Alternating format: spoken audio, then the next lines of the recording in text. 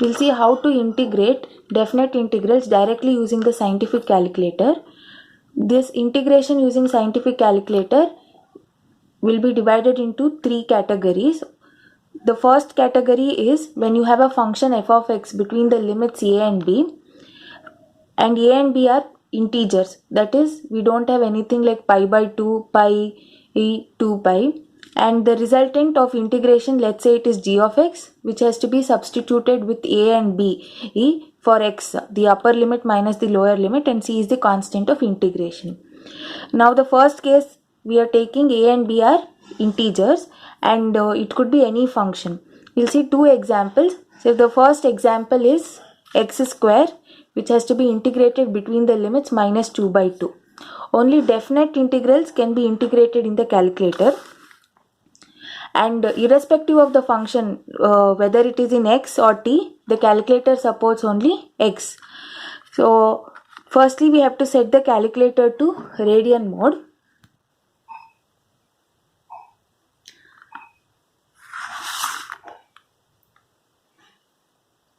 Go to mode, keep pressing mode till you get degree on radian. Radian is option number 2, so I press 2. Even if it is degree for these functions, simple functions which is not trigonometric functions, and the limits are just pure integers, even degree works fine, that is, it gives the same answer. Now press the integration sign. This is the integration sign, and if you want, you can use another parenthesis or directly type the function.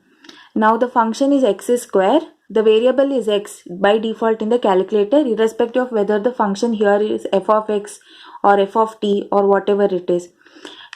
In the calculator, it will always take x. So to press x, we need alpha x. So press alpha x, and it is x square. X square is this button. So x square. Then we have to use comma. The lower limit here is minus 2, and the upper limit is plus 2. So I type plus 2. There was one opening parenthesis, and I close this parenthesis, and I press equal to.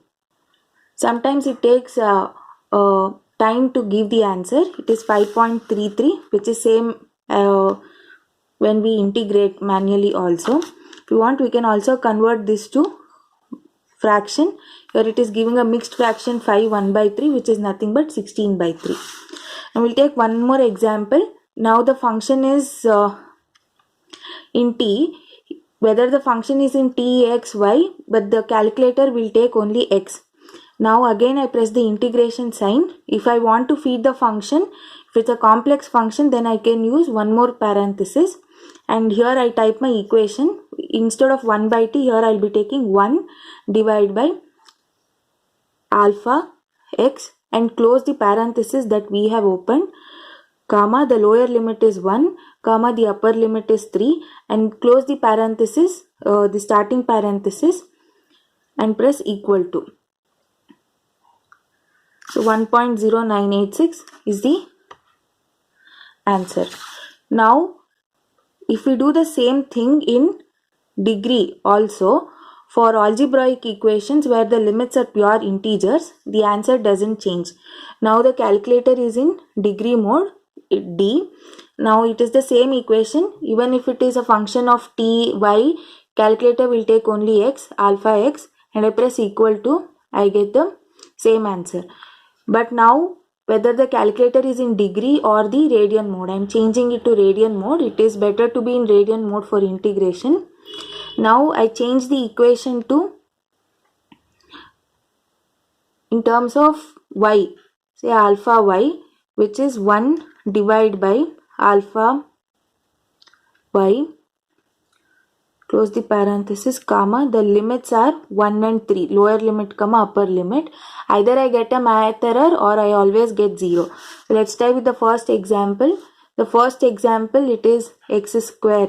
So instead of that, I'll try with y square. So if I want, again I can use a parenthesis just to type the integral function, alpha y square, close the parenthesis, comma, and the integral limits are minus 2, comma 2, lower limit, comma, upper limit. So either I get a math error or the answer is 0. So irrespective of what the function is, whether it is f of x or f of t, while feeding in the calculator, it has to be always in terms of x.